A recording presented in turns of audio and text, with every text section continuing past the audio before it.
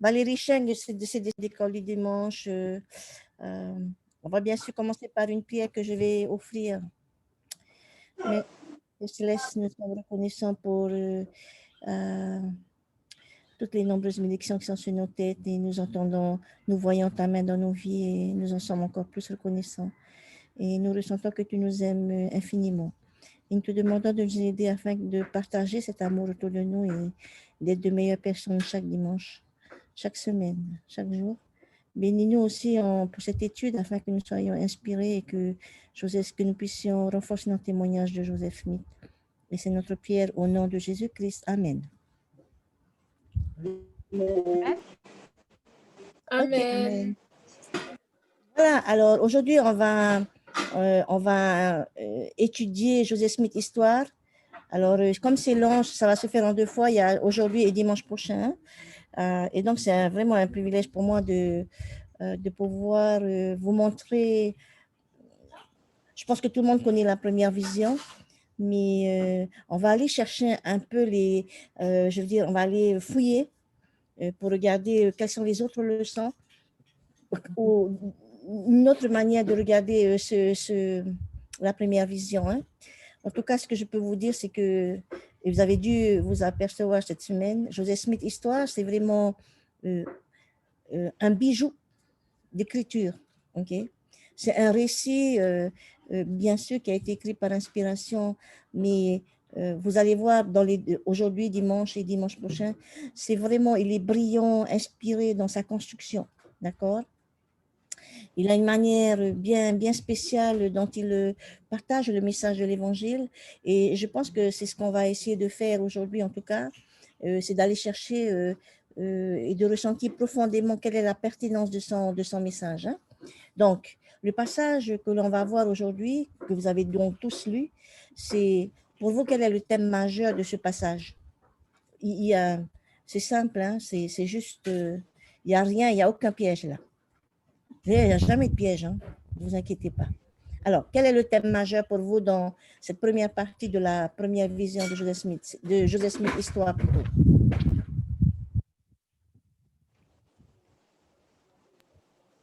Bonjour à tous, c'est l'écriture de Jacques, chapitre 1, verset 5. Oui, exactement. D'accord? C'est ça. Hein, qu'on va rappeler si quelqu'un manque de sagesse. Hein? Et je te remercie, Inès, c'est effectivement ça. Aujourd'hui, le thème majeur de ce passage qu'on va voir, c'est la recherche de la vérité et comment recevoir la révélation à travers l'histoire de Joseph Smith. C'est ce qu'on va essayer de trouver, d'accord? La recherche de la vérité et la réception de la révélation. On va se concentrer sur cette chose-là. Et avant que je commence, j'aimerais que juste qu'on médite parce que sur quel genre de personne était Joseph Smith finalement? Vous savez, des fois, on a tendance à dire, oui, mais ça c'est parce que c'est Joseph Smith, c'est parce qu'il c'est un prophète. Mais on va lire finalement, si vous voulez bien regarder. C'est un être humain comme nous, hein? Voilà, qu'est-ce qu'il dit dans Joseph Smith 1,22? Il y a quelque chose de très important qu'il dit dans Joseph Smith 1,22 par rapport à lui. Par rapport à quel genre de personne est-ce que c'était? Est-ce que vous voyez ce qu'il dit? Oui, on est d'accord, Hinano, hein? C'est exactement ça, il est un être humain comme nous. Alors, lorsque je vais voir le verset 22, il y a quelque chose qui dit... Un garçon sans importance dans le monde. Ben oui, ok, exactement. Obscur. Ouais. Voilà, obscur. On dit, comment on traduirait en tahitien obscur? Poiri, ok? Alors, Joseph Smith, il dit, j'étais un garçon poiri. Je n'avais aucune importance dans le monde, ok? Frères et sœurs, il a commencé en étant un jeune poiri obscur. Hein? Donc, ne disons pas à nous aujourd'hui, ne cherchons pas des excuses en disant, oui, mais ce qui est arrivé à Joseph Smith, c'est parce que c'est lui, c'est un prophète. Non, il n'était pas un prophète. C'est un prophète en devenir, d'accord?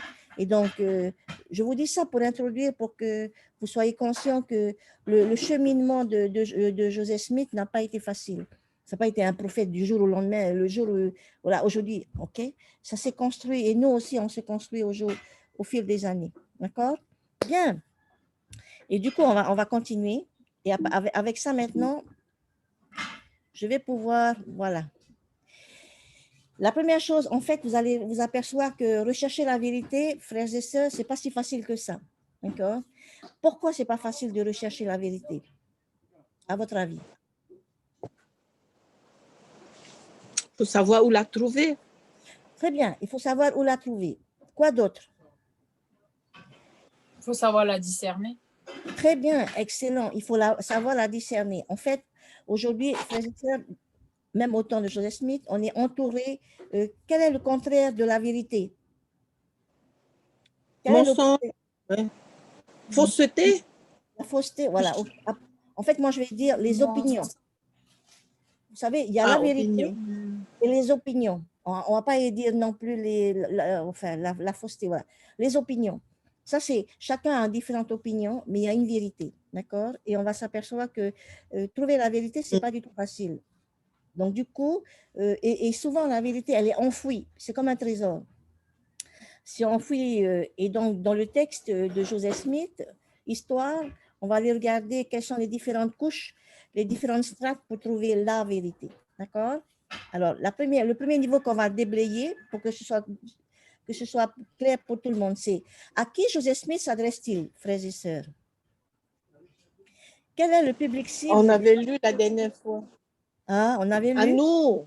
À nous? À qui nous? Oui, les peuples des îles de la mer. Magnifique. OK. Il s'adresse à nous, les peuples de la mer, le peuple de l'Église, aux extrémités de la terre. Les personnes.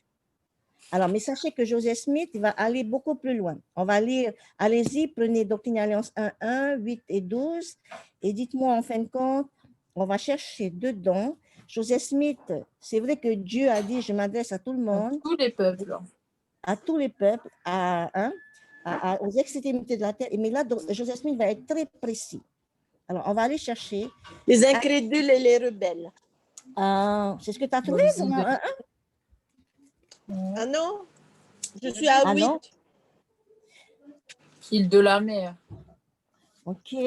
Bon, alors, d'abord le 1. Le lointain. Au peuple lointain. Au peuple lointain, et vous qui êtes dans les îles de la mer. Tous les hommes, île de la mer. Alors, je reprends ma question. Joseph Smith va être encore plus précis. Donc, ne me parlez plus de peuple lointain, île de la mer. Soyons plus précis. Peuple de mon église. Non, on a déjà dit. Plus précis. Plus précis. Allez-y dans le Elle veut plus les peuples. Voilà. À qui? Allons-y dans les 8. Les incrédules. Le verset 1 d'abord. À tous les hommes. Ceux qui demeurent en haut et dont les yeux sont plus. OK, à tous les hommes. Encore plus précis. Il va être encore plus précis. De la terre. Il va être encore plus précis. J'allais dire, on n'a pas le même verset. À nous? Oui, alors, des fois, je me dis, mais on n'a pas le même manuel. Oui, mais pas à nous, pas à n'importe qui de nous. C'est pour ça que je veux que ce soit... l'opinion publique. Bon, allez. Nyama, la langue au chat. La langue au chat. Regardez bien et j'écris à ceux qui cherchent la vérité. Vous savez, on est d'accord. Il a bien dit, on est d'accord. Hein? Il a dit, je m'adresse à tous les peuples, à tout le monde. Mais Joseph Smith, il va dire quelque chose de très important. Hein? Il va te dire, mon histoire, elle s'adresse à ceux qui cherchent la vérité avant tout. D'accord?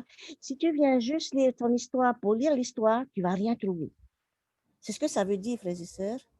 Si tu viens juste parce que je dois lire, parce que c'est marqué dans mon planning, je dois lire, tu ne vas pas trouver. Tu ne vas rien trouver. Au contraire, tu vas t'ennuyer. Mais si tu viens parce que tu cherches la vérité, tu vas trouver quelque chose. Ça, c'est magnifique. OK, super.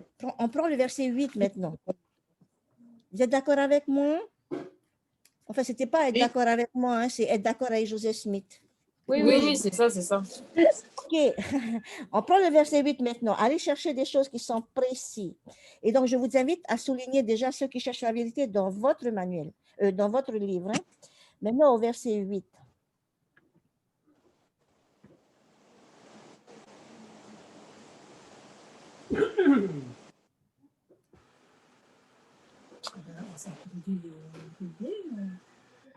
Alors, au verset 8, En fait, ce que je vous demande, c'est un peu difficile peut-être, c'est d'analyser les choses. D'accord? Il dit quelque chose de très important au verset 8. À ceux qui vont porter ces nouvelles aux habitants, donc aux missionnaires et à nous. OK? Il Voilà. s'adresse à nous. Il s'adresse à nous, mais il s'adresse à des personnes bien spécifiques, en fait. Hein? Et n'oublie pas, parce que justement, ça a un rapport avec le travail missionnaire. Regardez bien à la fin du verset 8, il va dire quelque chose de très important. Il a dit, Tout le Que ce monde. soit sur cette terre ou dans les cieux. c'est la fin, ça? La fin, c'est à réduire les rebelles. On est bien sur le verset 8? Oui. Oui. Bon, alors ma fin, elle se termine comme ça, en fait. Ta fin, c'est et donner le pouvoir de sceller? Non. Ah. En fait, à un moment, il dit... Ah, mais j'ai oublié le verset 1. Encore un au verset 1, c'est que elle ça ou s'adresse un? à ceux qui... Pardon.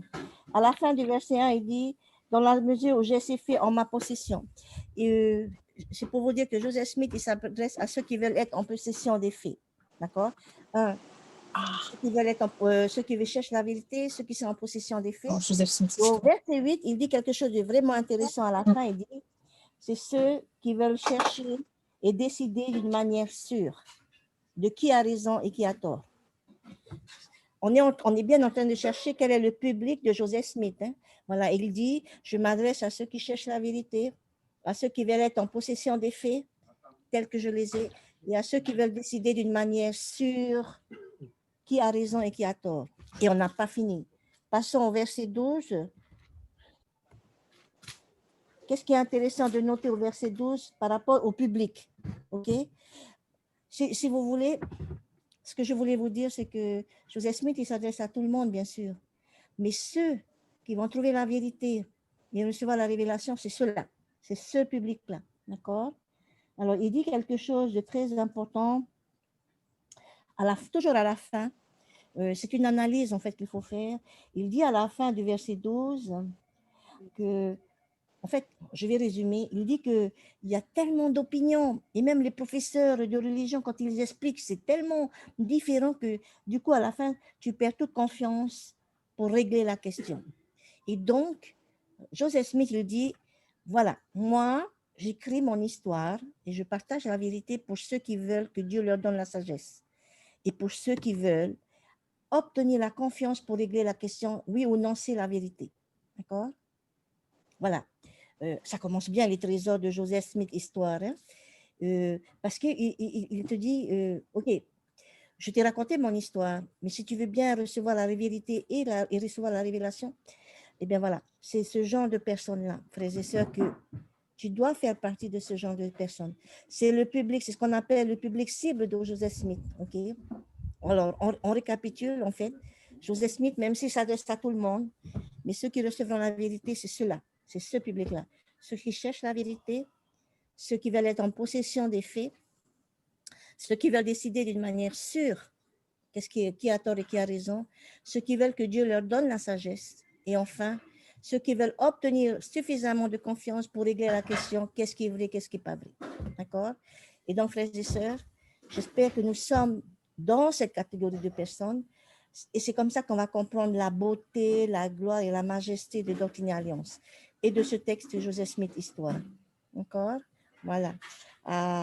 Et ça, c'est vraiment important. Et j'espère que quand on comprend ça, du coup, on en dit « Waouh, voilà ce que je viens chercher dans les Doctrines et Alliances. » D'accord? Être sûr de moi, avoir les faits, avoir la vérité, être chercheur de vérité. Ça, c'est important, frères et sœurs. Parce que le thème central de cette leçon et de toutes les leçons de Doctrine et Alliance, frères et sœurs, c'est la recherche de la vérité. D'accord? Et du coup, il est important de savoir quels sont les conseils que Joseph Smith va nous donner. Parce que, frères et sœurs, je vous témoigne que Joseph Smith était un chercheur de la vérité toute sa vie. Okay?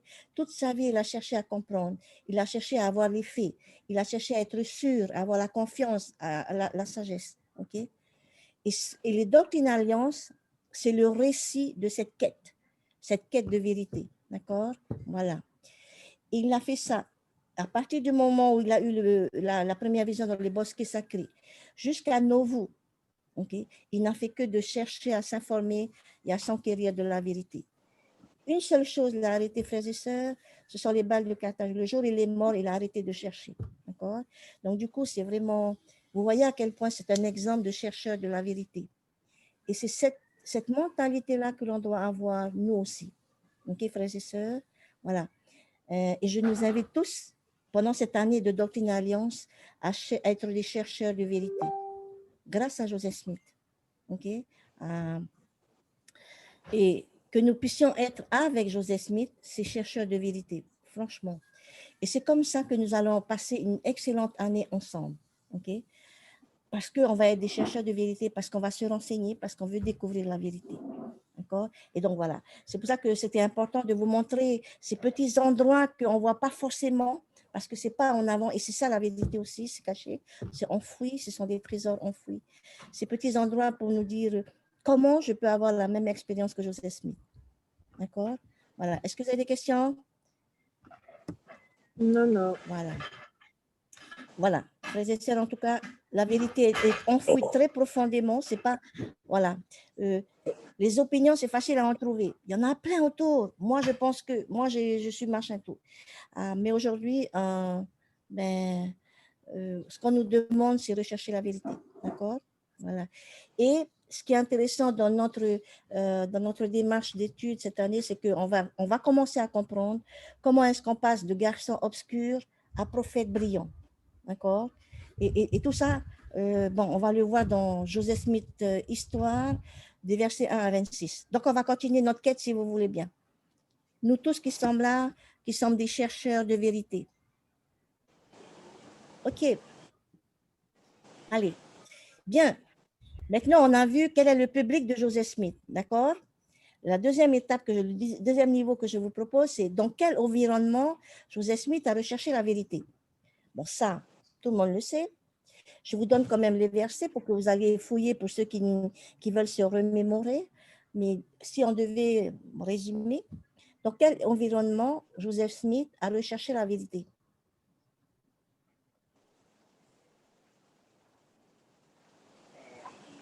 Hostile. Oui, tout à fait. Frères et sœurs, il a recherché la vérité dans un environnement hostile. OK? Si vous regardez bien, il y a des mots forts pour dire que c'était un environnement hostile dans tous les versets que je vous ai donnés. On parle de quoi exactement? Au verset 6. Oui. On parle de dissension, on parle de quoi? De confusion, de mauvais sentiments. Diverses confessions. Voilà. Et puis, il y avait une multiplicité de confessions, exactement. D'accord? En fait, tout ça pour vous dire que Joseph a grandi dans une période de grande confusion, de mauvais sentiments, de querelles de mots, de combats d'opinion. Et ce n'était pas facile. N'oubliez pas qu'il avait même pas 15 ans et qu'il était en train de rechercher la vérité. D'accord? Enfin, pour un garçon obscur, il avait vraiment de bons réflexes. OK?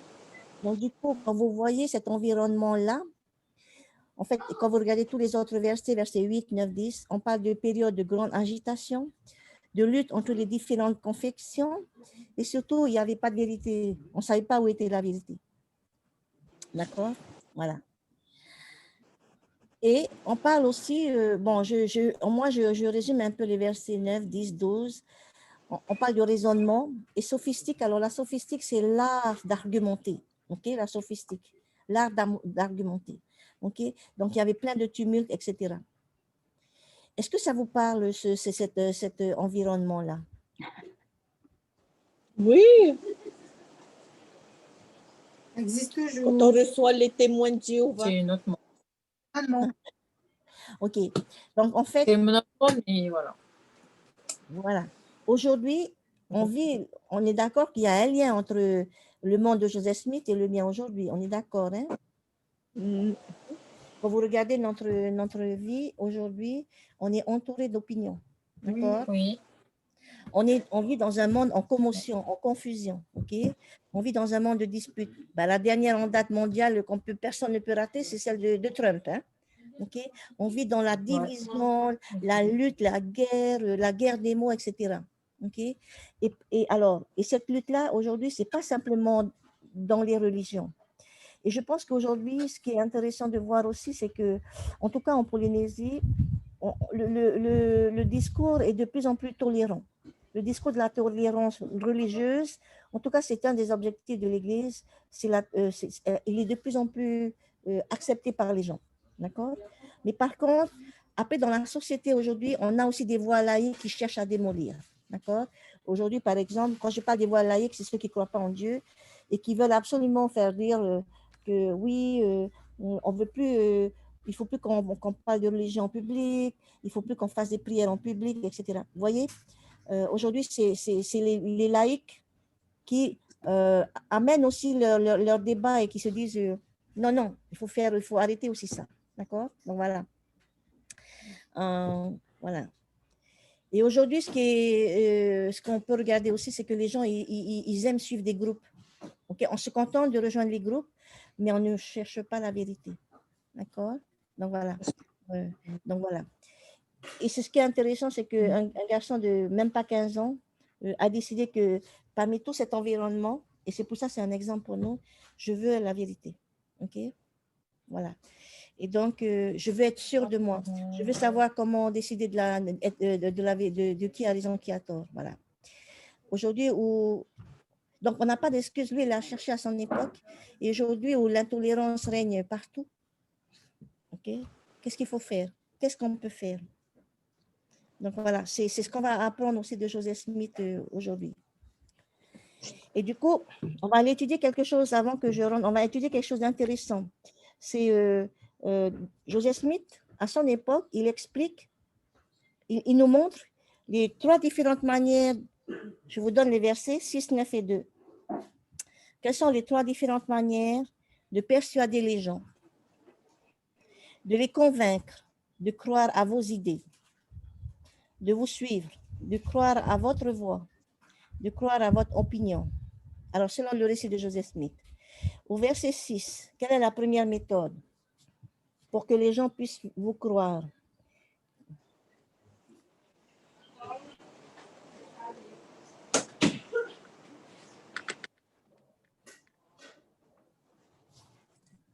Alors, je vais au verset 6. Je dis bien, hein, quelle est la méthode utilisée pour persuader les gens à croire à ton opinion, pour te persuader les gens à te suivre, à suivre tes idées? D'après le verset 6.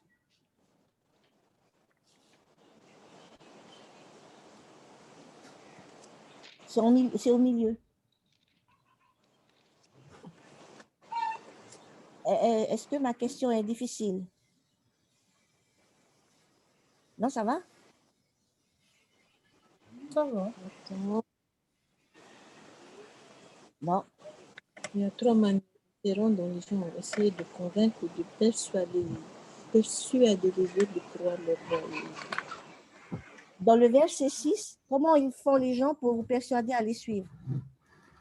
Dans le verset 6, au milieu.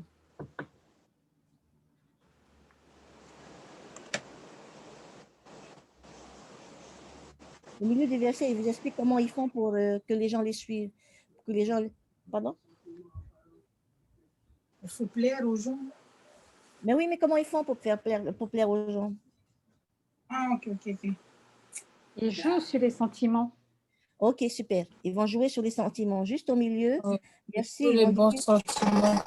Ils s'employaient activement à animer et à favoriser cet apport extraordinaire de sentiments religieux dans le but de voir tout le monde converti. Ok, première méthode. Ok, promouvoir, animer et favoriser. Je vais appeler, en fait, je vais commencer tous les mots par P. Il faut promouvoir. Ben oui, Miama, si je veux vous convaincre, je vais promouvoir ce que j'ai envie de vous convaincre. Animer et favoriser le sentiment religieux dans le but de voir tout le monde converti.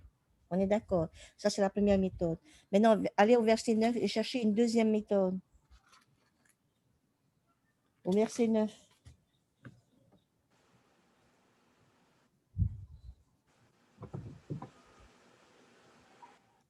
Ça commence par P. Non. Par P. Ah oui, par P. Prouver. Ok. Ça y est. C'est ça. Le deuxième au verset D'utiliser 9. toutes les ressources. Et les- Ok, et attention, ils vont prouver en utilisant toutes les méthodes et notamment le raisonnement et la sophistique.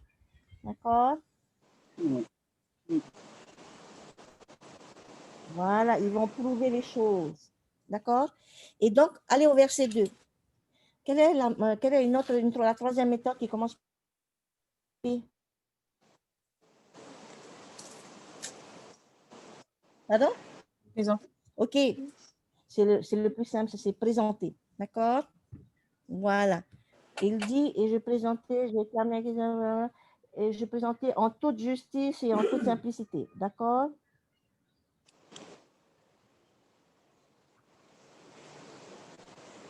Bon, allez, vous soulignez tout ça dans votre manuel parce que c'est trop magnifique. Là, c'est le verset 2. Hein? Je présenterai en toute justice. Voilà. OK. C'est ça, je vais juste revenir un peu. Alors, la première, OK, promouvoir. En fait, quand vous animez, favoriser le sentiment religieux, ici, c'était plus ce qu'on appelle la manipulation émotionnelle et affective. D'accord? OK? Par exemple, on va essayer de convertir en faisant appeler à l'émotion, à la colère contre les autres, au remords, à la crainte de Dieu, à la crainte. C'est convertissez-vous, sinon vous allez mourir ou brûler en enfer. Ça, c'est de la manipulation émotionnelle et affective. Hein? OK? Repends-toi parce que sinon Dieu va te tailler. C'est de la manipulation. Voilà. C'est de la manipulation émotionnelle. D'accord? Voilà. Je vais continuer ensuite. Prouver. Alors, prouver à l'inverse. Il y a un côté où on fait appel aux sentiments. D'accord? Que aux sentiments. Et c'est comme ça que, et en fait, des fois, on dit, c'est pour ça que les gens, ils suivent des groupes, frères et sœurs, souvent on suit des groupes parce qu'on aime payer la personne qui est à la tête de ce groupe. D'accord? Vérité ou pas vérité, on t'aime, allez, on te suit. D'accord? On est bien d'accord que ici, le travail de Joseph Smith, c'est de nous aider à être des chercheurs de vérité. Bien sûr, je n'ai pas dit que Myanmar arrêtez de suivre les gens. Il y a des gens qui veulent la peine d'être suivis, bien sûr. Mais ici, on n'est pas bien, on est en train de parler de vérité. Okay? Ça, c'était le premier groupe. Le deuxième groupe, on va prouver. On va chercher la logique. On va chercher des faits bien précis. On va chercher voilà. Et quand on explique, on sait expliquer. C'est beau ton discours. Et on est, comment dire, charmé, envoûté par les faits, par le raisonnement. OK? Voilà. Et dedans, il n'y a pas de place pour ce qui n'est pas tangible. Ce qui n'est pas tangible, c'est ce qu'on ne peut pas toucher. D'accord? C'est les faits et seulement les faits. Il n'y a pas de place pour l'esprit. D'accord? Et le dernier, bien sûr, donc présenter, on présente en toute simplicité, on ne cherche pas d'artifice, on ne cherche pas les chichis, on t'explique les faits, on t'explique comment ça s'est passé. D'accord? Voilà les 3 méthodes qui ont été listées dans le récit de Joseph Smith. Et du coup, ma question, bien sûr, la plus facile, quelle est la meilleure manière de persuader?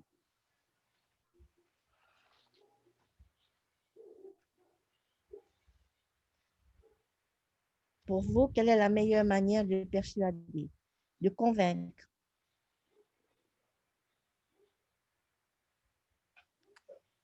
Non, on ne t'entend pas.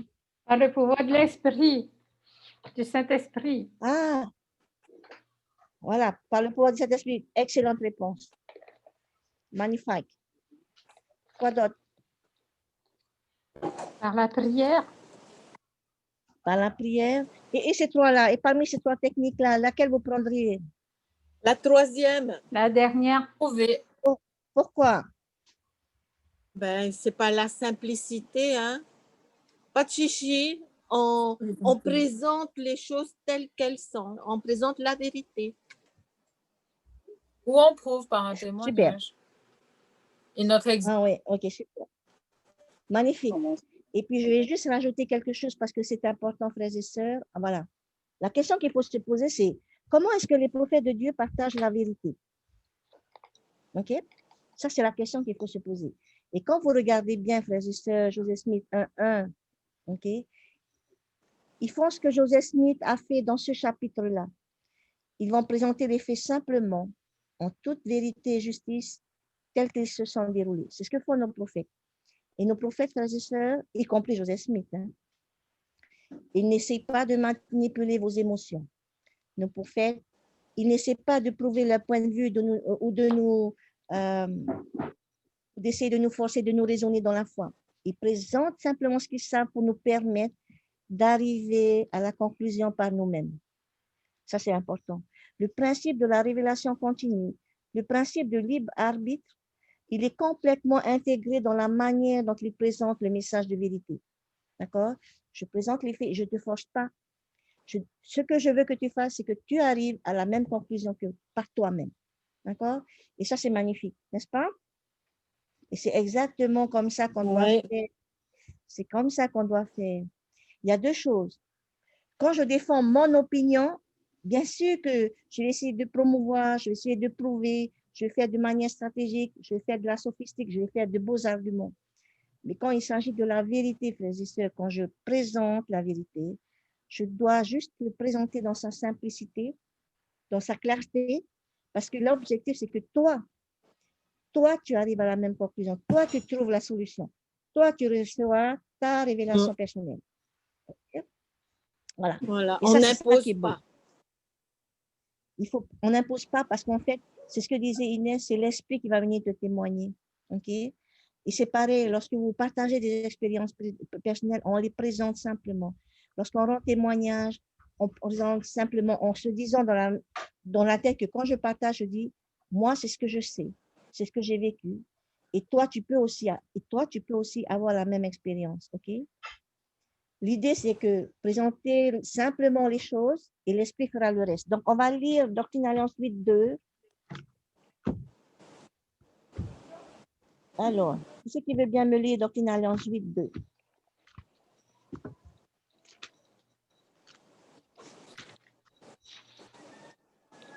Je vais lire. Oui, vas-y. Oui, voici, je te le dirai dans ton esprit et dans ton cœur, par le Saint-Esprit qui viendra sur toi et qui demeurera dans ton cœur. Voilà. Et frères et sœurs, vous avez vu quand vous allez présenter la personne, le Seigneur, il parle comment le Seigneur avec eux, avec le cœur, les sentiments et l'esprit, avec le raisonnement. Le Saint-Esprit, il aura les deux langages, frères et sœurs. OK? La tête et le cœur sont essentiels pour découvrir la vérité. Ce n'est pas le haut-parleur qui va toucher. Ce n'est pas la manière, là où tu vas parler, mais c'est le message de l'esprit à ton esprit. D'accord? La manière dont l'esprit va communiquer.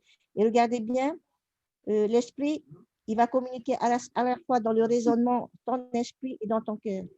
C'est magnifique. Tout ça pour nous dire que Joseph Smith, vous voyez comment il est un exemple. La vérité n'a pas besoin d'artifice.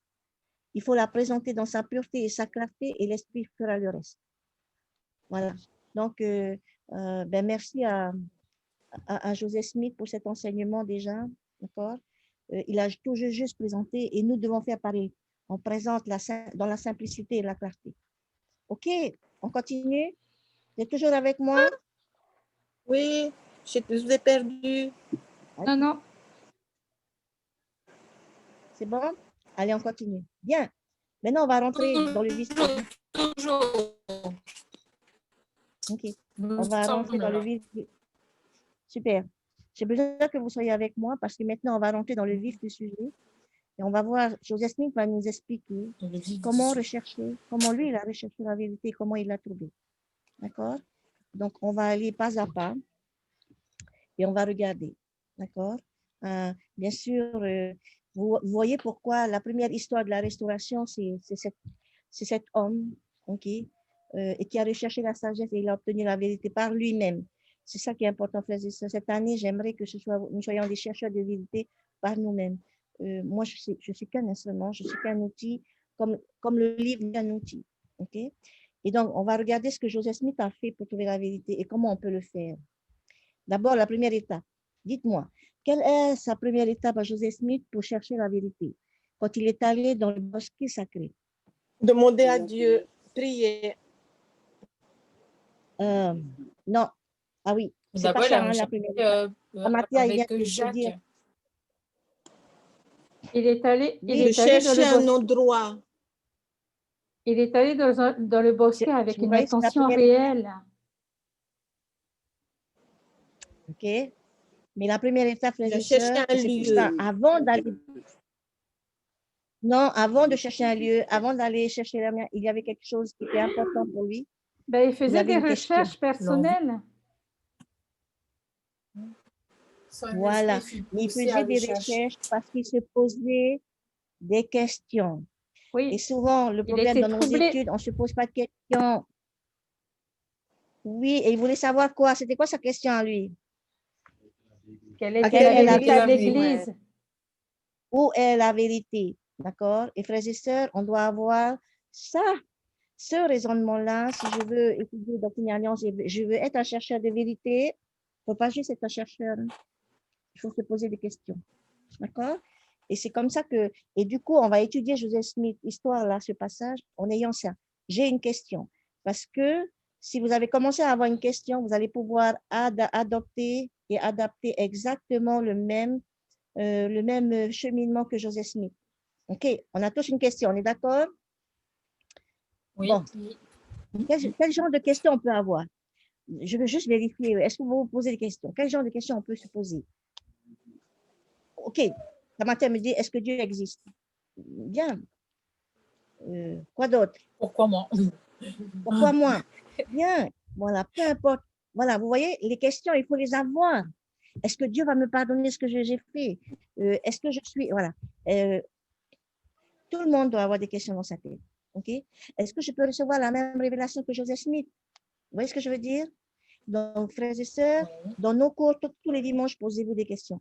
Chaque semaine, quand vous allez faire les études, posez-vous des questions. Soyez un vrai chercheur de vérité. OK? Voilà.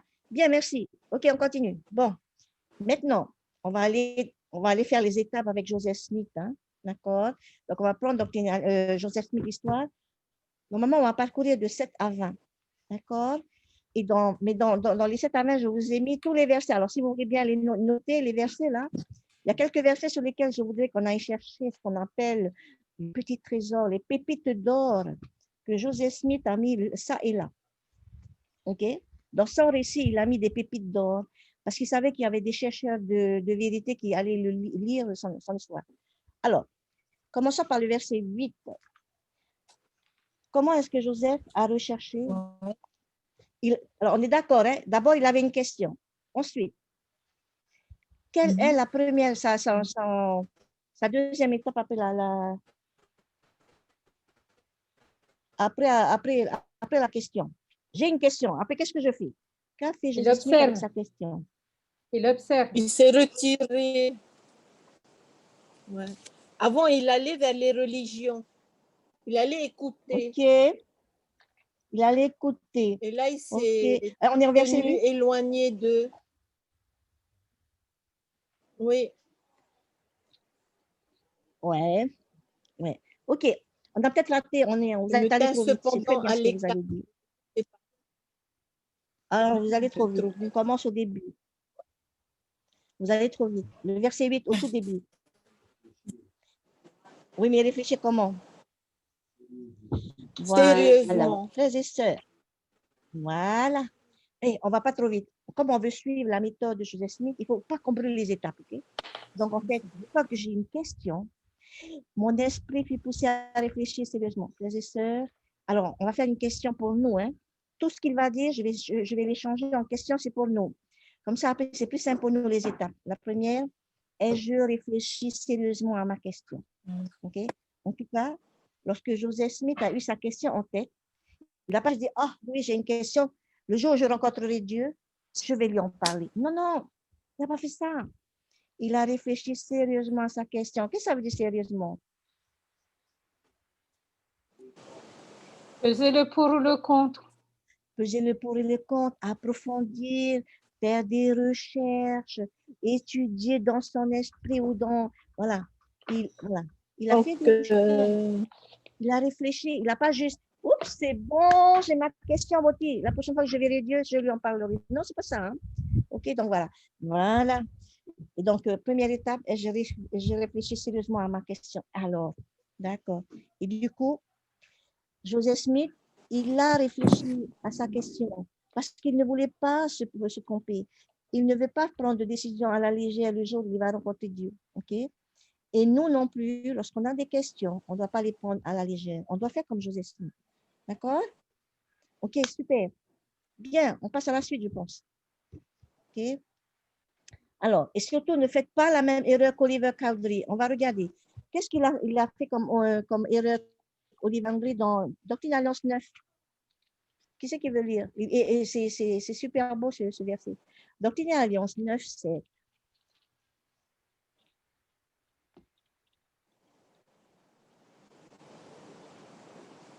Ouais. Il s'est contenté de demander. Il n'a pas étudié dans son cœur. Ah non, mais il ne s'est pas contenté de De son demander. esprit. En fait, qu'est-ce qu'il C'est voulait, bien en joli, fait? hein. Voilà. Non, regardez bien. Oliver Cowdery n'a Bah, qu'on allait lui pas compris. donner. Tu n'as pas Voilà. Il pensait que Il voulait Paul, traduire. non, mais il pensait qu'on allait lui donner comme ça. Il a dit, c'est pas grave, Dieu va me donner moi, la vérité, il va me donner les révélations. Non, il a dit, ton souci, ce que tu dois faire, c'est demander. C'est Il fallait faire juste le la démarche de demander. Exactement la même démarche que Joseph Smith, OK? C'est-à-dire étudier dans ton esprit, machin, rechercher, etc. Réfléchir sérieusement. D'accord? Voilà. Des fois, frères et sœurs, on te dit, et ça fait rien, on n'a pas bien compris, c'est réparé, on va nous donner, ouais, c'est Bishop qui va donner la réponse, ou c'est l'instructrice qui va donner la réponse. Non, ne faites pas ça. Demandez. OK? On est des chercheurs de, comment dire, des chercheurs de vérité, on veut la réponse pour soi-même. OK, on continue. Ah, mince. Allez, on prend Joseph Smith, histoire 1.8. Ah, quel est le mot-clé dans Joseph Smith 1.8? Après, juste après, qu'est-ce qu'il dit? On est toujours dans 1.8. Hein? Alors, il réfléchit sérieusement. Ensuite, qu'est-ce qu'il fait? Il observe. Il se Il met à l'écart. observe, il s'est mis à l'écart. Et pourtant, alors, en fait, Ouais. je me teste pour regarder. Non, mais le plus important, ce n'est pas de se mettre à l'écart. Regardez bien. Juste après, qu'est-ce qu'il dit? Ah, ses sentiments étaient profonds et poignants, souvent poignants. Ou son esprit est mal à l'aise, c'est quoi? Ah, tu vas trop vite là. On a raté un épisode. Alors, l'épisode que vous avez raté, c'était entre à l'écart et après sentiment.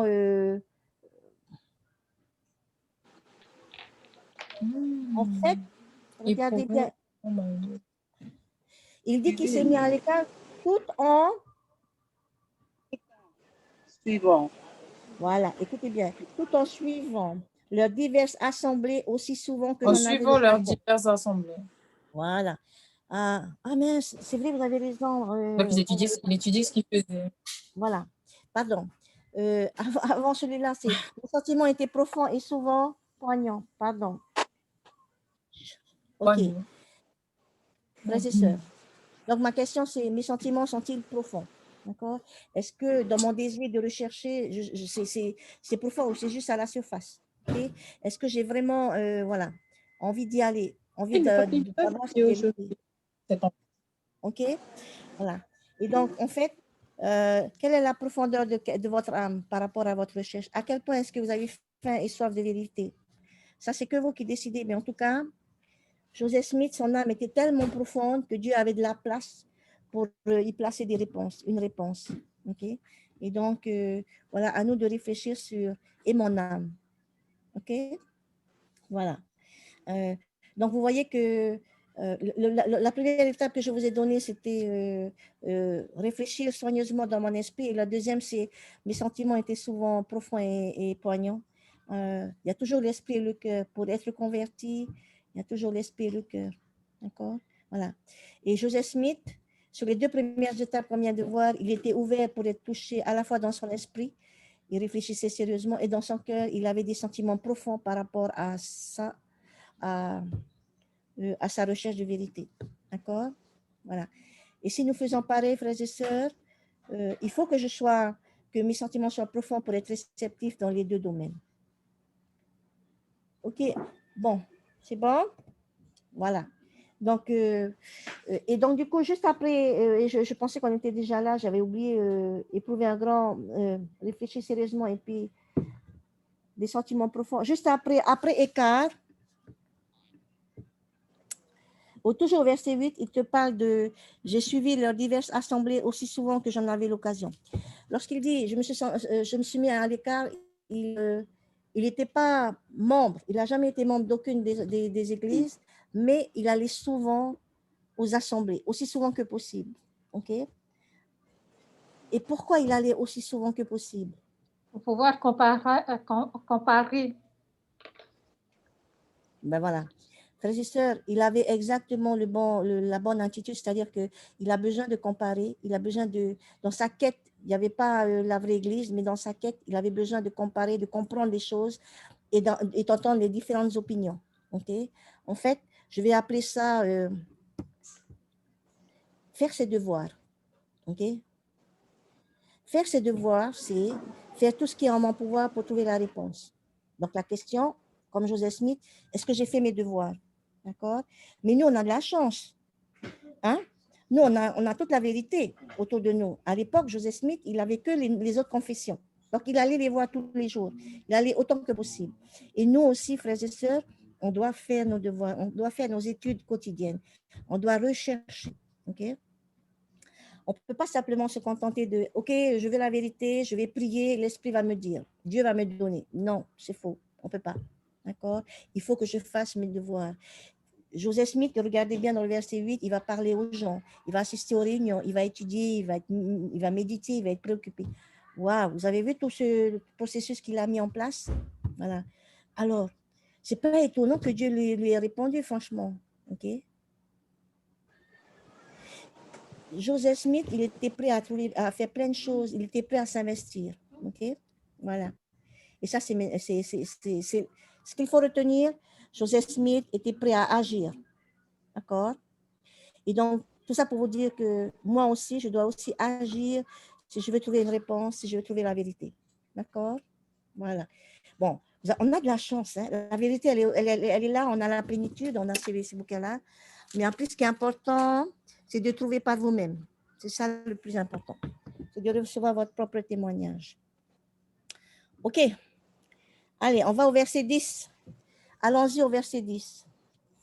Donc, au verset 10, qu'est-ce qu'on peut retenir d'important que Joseph Smith faisait et qu'on devrait faire aussi pour pouvoir rechercher la vérité, trouver la vérité? Ah oui, j'aime bien ta matière. Alors, il y a un mot qu'il faut que vous souligniez dans ce verset 10, c'est, ta matière, il nous disait, il faut trouver d'autres questions, d'accord? Et en fait, on va retenir, je me disais souvent.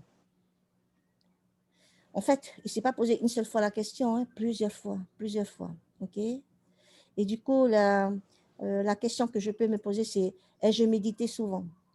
Ok, ce n'est pas une seule fois, ce n'est pas juste le dimanche ou juste une fois par semaine, ok? Ça montre à quel point Joseph a été persévérant dans l'effort, il a été constant dans l'effort, et c'est ce qu'on nous demande aussi de faire.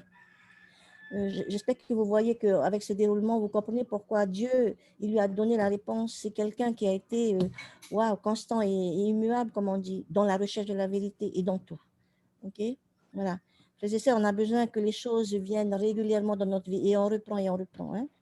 Il ne faut pas penser, comme je disais tout à l'heure, tout d'un coup, Joseph Smith, aujourd'hui, il s'est levé, tiens, j'ai une question avec Dieu. OK? Oups, il va dans le bosquet sacré. Et oups, Dieu lui a donné la réponse tout de suite. Non, non, non, ce n'était pas comme ça. Vous voyez à quel point ça a pris du temps.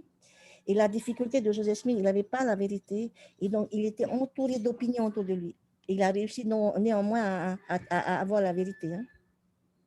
Donc, frères et sœurs, notre recherche personnelle de vérité, elle va prendre du temps. On a besoin d'être patient et persévérant. D'accord? Voilà. Ça, c'était le quatrième point. On continue. Alors, prenez le verset 11, si vous voulez bien.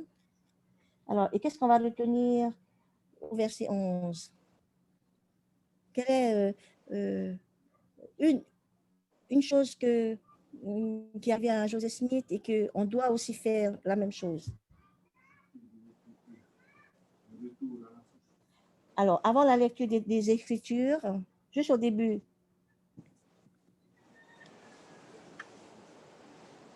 je voulais que vous souligniez le verbe. Voilà. Tandis que j'étais travaillée. Ça, tu vois, j'étais préoccupée, ça me travaillait. OK? Voilà. J'espère que nos recherches, ça nous travaille. Ce n'est pas juste une pensée très temporaire. J'étais travaillée. Tout comme Joseph Smith, ça lui a rempli l'esprit, en fait. Ça lui a rempli l'esprit, le cœur, la vie, et son activité finalement de recherche était autour de ça. On a besoin d'être travaillé. OK? La recherche de la vérité, c'est une activité intense, physique et spirituelle. D'accord? Voilà.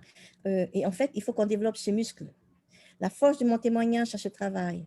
Et ce travail, c'est aussi bien physique qu'intellectuel, que spirituel. OK? Voilà. Et si je ne le fais pas, je n'ai pas l'occasion d'exercer ma foi. C'est de cette manière-là qu'il a exercé sa foi. Et vous avez vu, tout ce processus est magnifique. OK?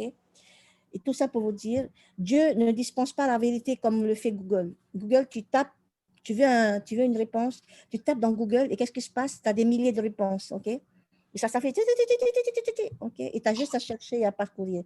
Non, Dieu, il veut que tu travailles, il veut que tu penses sérieusement, il veut que tu t'efforces, il veut que tu fasses souvent, il veut que tu fasses tes devoirs, voilà. Il veut plein de choses. Et quand il voit ça, il te dit, ah voilà, je t'amène maintenant la réponse, d'accord? Voilà. Dieu, il veut qu'on soit des chercheurs de vérité.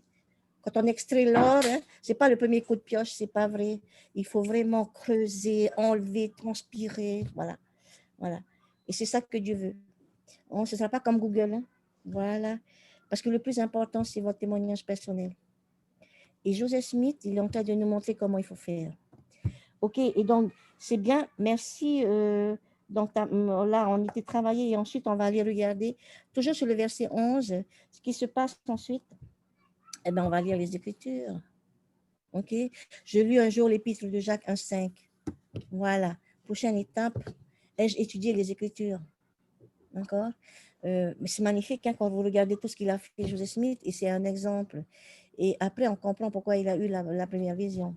D'accord? Il va lire les Écritures. Il va, voilà. Les Écritures, je pense que c'est là où on peut trouver des réponses à nos questions. C'est là où Dieu a déjà pré-emballé une grande partie de sa vérité, de ses réponses et de sa sagesse dans les œuvres canoniques. D'accord? Par contre, il a besoin que tu travailles, que tu médites, que tu penses, que tu sois préoccupé pour que tu reçoives ta réponse, ton témoignage. OK? Voilà. Parce que tout se trouve aussi dans les Écritures.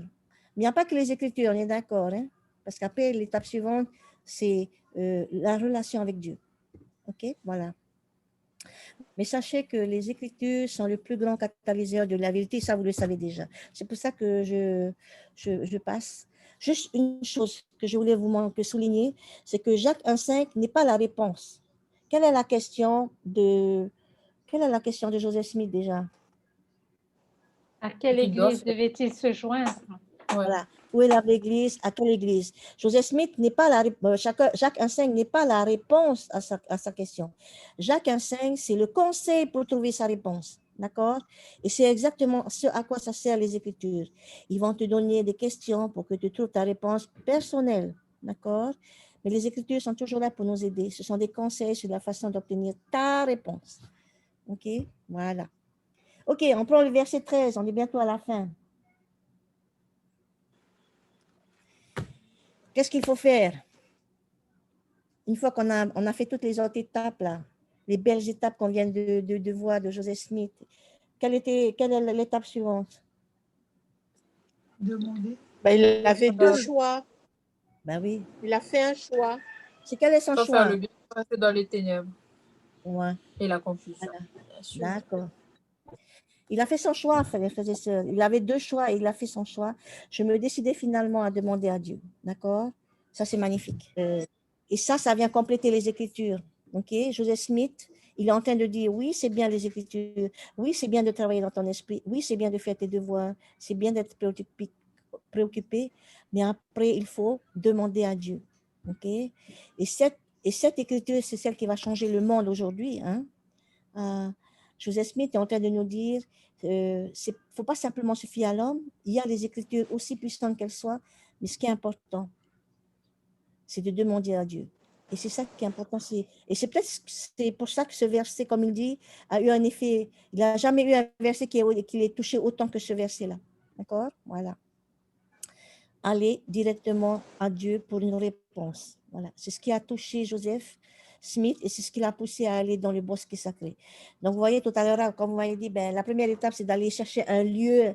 C'est de chercher un lieu, de chercher. Non, il y a beaucoup d'étapes avant que. Voilà. Vous voyez, en fait, c'est exactement ligne sur ligne.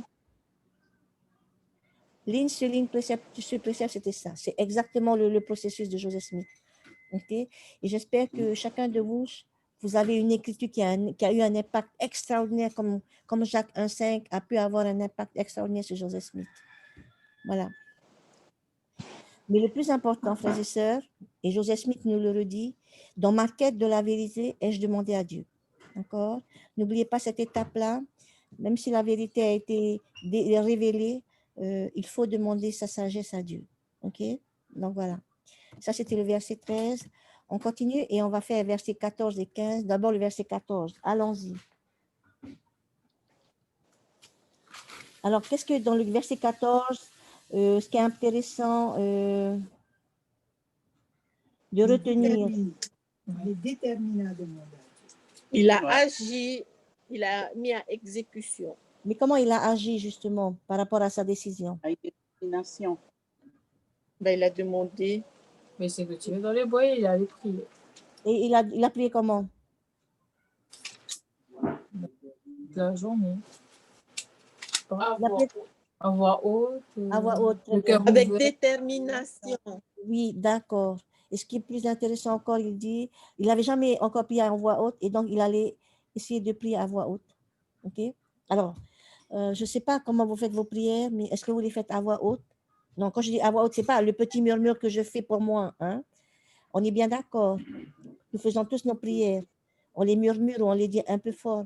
Mais là, on te demande de le faire comme si tu étais dans un micro, quoi. D'accord? De prier à voix haute. OK? Donc, la question, c'est est-ce que j'ai prié à haute voix? On peut prier dans notre cœur, on peut prier dans notre esprit. Et Dieu nous entend, bien évidemment. Mais peut-être que, comme Joseph Smith, de temps en temps, il faut qu'on prie à voix haute. OK? Qu'on entende bien notre voix bien haut. Et que cette voix aille jusqu'à Dieu. Voilà. Au verset 15. Oui, on prie à voix haute quand on fait la prière de midi pour le matin. Oui, voilà. Maintenant, on va prier à voix haute aussi pour rechercher notre vérité. D'accord? Pas cette petite prière qu'on dit vite. Non. Les enfants vont se demander si on a un souci. Hein. Voilà. Alors, ben justement, quelle est l'étape suivante au verset 15? Justement, quand je prie à voix haute, qu'est-ce qui est dit dans le verset 15 qui est intéressant?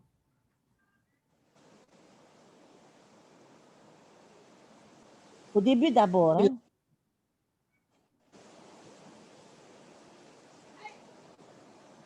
Hein? Il a regardé s'il était seul.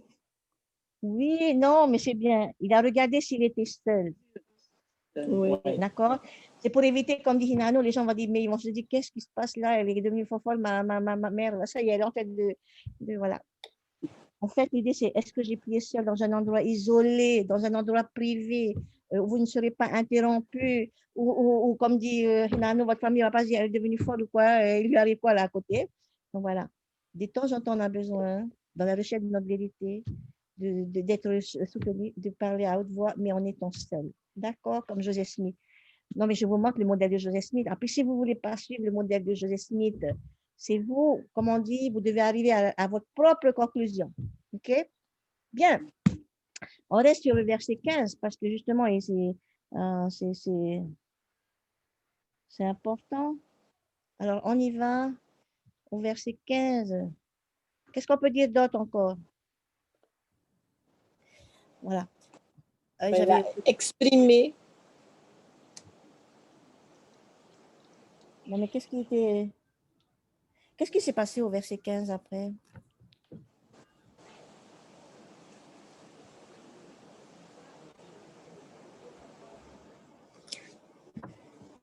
À la fin du verset 15. Ben, il a exprimé les désirs à la fin. Oui, oui, il a exprimé, bien sûr.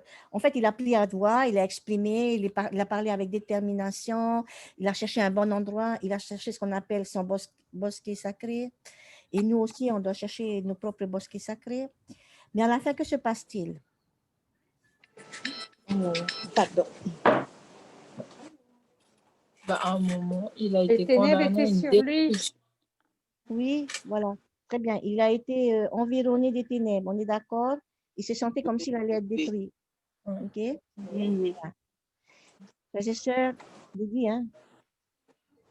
Et donc, l'idée derrière, quand il dit des ténèbres épaisses m'environnaient, il me semblait à un moment que j'étais condamné à une destruction soudaine. Quelque part, Joseph Smith vient de dire, est-ce que je suis prêt à affronter de l'opposition dans ma quête? Alors, bien sûr, peut-être que ce ne sera pas des ténèbres qui vont venir sur vous, mais quel genre d'opposition on peut avoir quand on recherche la vérité? Des Des fois, c'est critiques. des critiques. Des fois, c'est des oppositions très simples, maman. On n'a pas le temps. Au moment où je me suis De prêt se à trouver faire des le travail, excuses.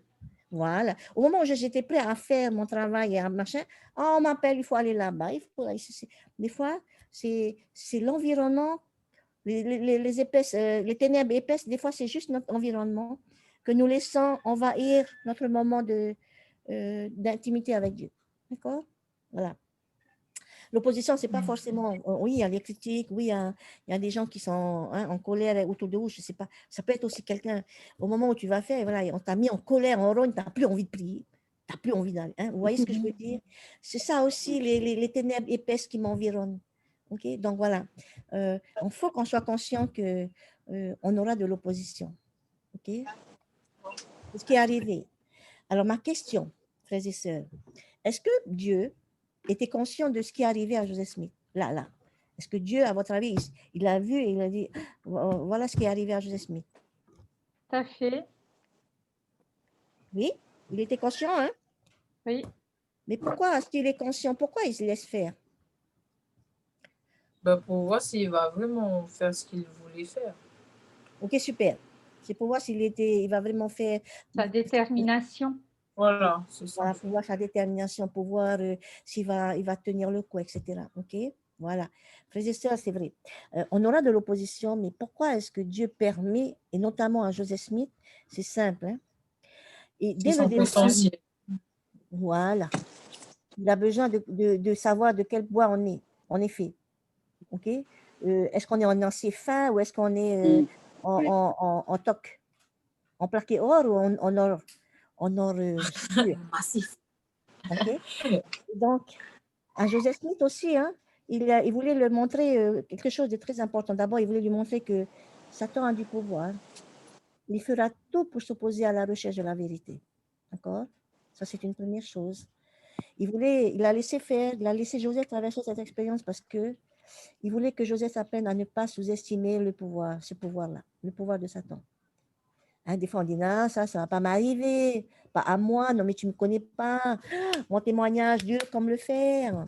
Ne sous-estimons jamais le pouvoir de Satan. Okay? Et aussi, Dieu voulait lui montrer que même si les ténèbres, même dans les ténèbres les plus épaisses, la lumière de Dieu est plus forte que tout ça, est plus puissant. Et Dieu va te délivrer. Vous voyez, c'est un tout que l'on doit bien comprendre, en fait, hein, et que l'on comprend, en fait. Et cette expérience va aider Joseph Smith, qui tout au long de sa vie, va faire face à des ténèbres, bien sûr. Mais cette expérience dans le bosquet sacré lui a appris la leçon qu'il avait besoin d'apprendre sur comment résister au pouvoir de Satan. D'accord? Voilà. Et pour nous, bien sûr, frères et sœurs, vous voyez bien sûr une application, n'est-ce pas? Tout à Vous voyez, fait. voilà, tout à fait. Nous aussi, ok, on va rencontrer de l'opposition, même dans notre recherche de la vérité, même en étant dans l'église, ok, et que à nous de nous accrocher, ok, et que ben voilà, il y a plein de choses aussi dans la vie, les anniversaires, il y a plein de choses qui vont faire que après ton agenda, mais héros ton agenda. À été quête de la vérité, on attend que Dieu nous donne les réponses. Okay? On attend seulement, il va venir à nous donner les réponses. Ben oui, ben non. Dieu, il aimerait que chacun ait son témoignage. OK, on continue. Le verset 16, on a bientôt fini. 10, 11, 12, il nous reste deux points sur le cheminement de Joseph Smith pour trouver la vérité et qui sont applicables dans notre vie. Alors, le verset 16, il y a un mot que j'ai retenu et que je partage avec vous. Ça s'appelle « Juste à cet instant de grande alarme ». D'accord? Vous voyez cet instant-là? En fait, À la fin. voilà. Non, pas à la fin, au milieu. C'est presque à la fin, voilà. Ouais. Presque à la fin. Voilà, presque à la fin. Suis-je? C'est une expression pour dire, et la question qui se pose à nous, c'est est-ce que je suis disposée à prier malgré les ténèbres? D'accord? Il faut s'accrocher, frères et sœurs. Il faut continuer à s'accrocher, malgré tout. Parce qu'il dit, juste à cet instant de grande alarme, c'est-à-dire, non, là, j'en pouvais plus, et tac, ça s'est arrivé. À ce moment-là, Dieu attend souvent le moment de grande alarme pour se manifester et pour te sauver. D'accord? Et pourquoi il fait ça? Il ne peut pas y me sauver dès le départ. Et On paye. va rien apprendre. Et paye. On fasse des efforts Voilà, c'est le processus de notre apprentissage, frères et de sœurs, progrès. exactement. Notre foi a besoin d'être testée. C'est ce qui fait que nos témoignages vont être rendus forts. Et puis les réponses qu'on en trouve trop facilement n'ont pas autant de valeur que quand j'ai transpiré pour avoir. D'accord? Voilà. Donc du coup, la question c'est, est-ce que je suis prêt à prier malgré les ténèbres? Est-ce que je suis prêt à prier malgré les ténèbres? Voilà. Bien, et on va terminer le verset 12 et vous allez voir parce que c'est exactement, parce que la réponse que je vais trouver, la lumière et la délivrance, quand vous allez la trouver, elle va changer votre vie. Elle va bousculer. Voilà. Bien, ok. Et la réponse, elle viendra. D'ailleurs, on va lire le verset 17, parce que le verset 17, je pense que c'est le moment le plus majestueux de ce passage que nous devions étudier aujourd'hui. Donc, Une délivrance. La délivrance, la réponse majestueuse et glorieuse. Voilà. À peine était-elle apparue que je me suis sentie délivrée de l'ennemi qui m'ont serré. Quand la lumière se posa sur moi, quand je vais recevoir la lumière de Dieu, je vis deux personnages dont l'éclat et la gloire défient toute description et qui se tenaient au-dessus de moi dans les airs. L'un d'eux me parla, m'appelant par mon nom et dit en même temps pour l'autre, celui-ci est mon fils bien-aimé, écoute-le. Waouh!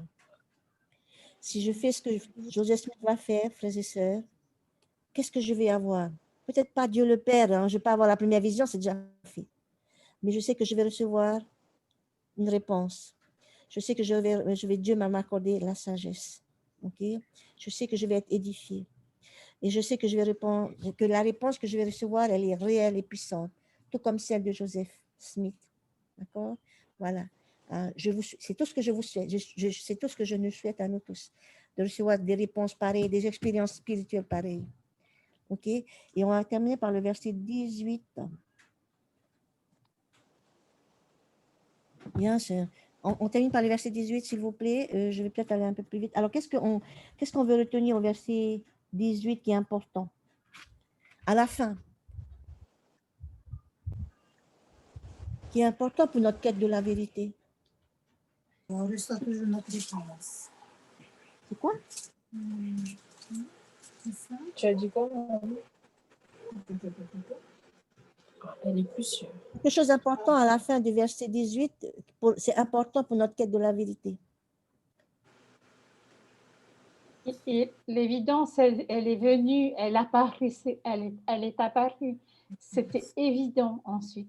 Quand il a eu la réponse, il s'en est rendu compte par T'es sûr? lui-même. T'es sûr? Bah, c'est que toutes les idées, finalement, bah, n'étaient pas les bonnes. Ah, Et mais c'était une regarde, autre en fait, réponse. voilà. En fait, la réponse, il ne m'était jamais venu à l'esprit qu'elles étaient toutes dans l'erreur. En fait, frères et sœurs, c'est le contraire, justement, Inès, c'est qu'à ce moment-là, il réalise que, et ça, c'est quelque chose qu'on doit accepter. Des fois, la réponse qu'on va avoir dans notre esprit, c'est une réponse qui nous a jamais effleuré l'esprit. C'est ce qu'il est en train de dire. il ne m'était jamais venu à l'esprit qu'elles étaient toutes dans l'erreur. Qu'on ne veut pas La avoir. réponse, des fois, voilà, la réponse qu'on reçoit des fois, c'est une réponse que tu n'aurais même pas pensé à celle-là, mais c'est celle-là que Dieu te donne. Et c'est celle-là qu'elle a donnée à Joseph Smith. Il lui a dit, il n'y a pas de vraie église. Je crois que lui, ce qui était facile pour Joseph Smith, c'était qu'il dise, oui, voilà la vraie église, va chez les presbytériens. C'était le plus simple. Mais non, il lui a dit, non, tu vas dans aucune.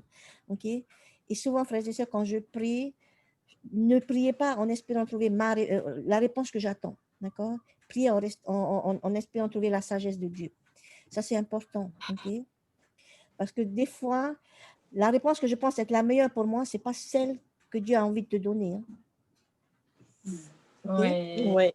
Donc, nous devons prier avec un esprit, un cœur ouvert pour recevoir la sagesse de Dieu.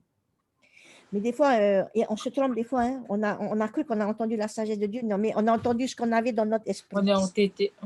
Voilà. Et pensez à Joseph Smith, je pense que Joseph Smith, il aurait aimé qu'on lui dise, oui, va chez les presbytériens, c'était plus facile. Non, Dieu lui a dit, non, non, il n'y a pas, c'est toi qui vas rétablir mon église. Waouh.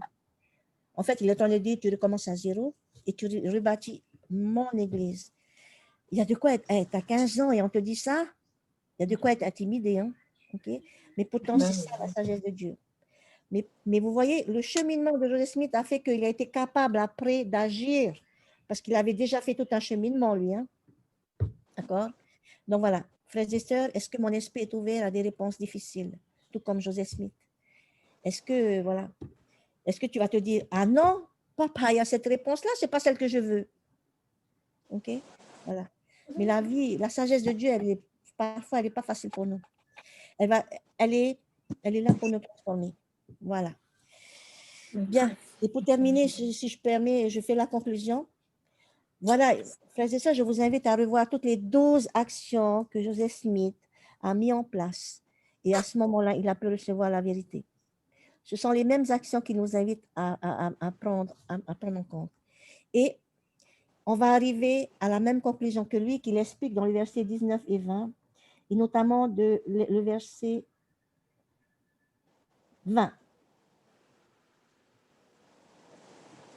OK?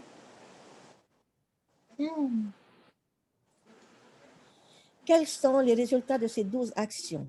Finalement, il a fait tout ça, Joseph Smith, pour arriver à une conclusion. Laquelle?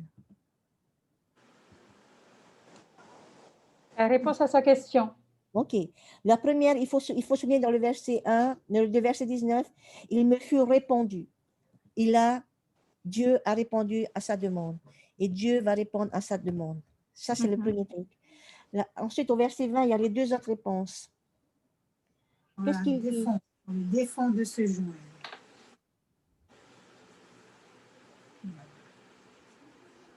Il dit quelque chose d'important. Au verset 20, qu'est-ce qu'il dit à sa maman?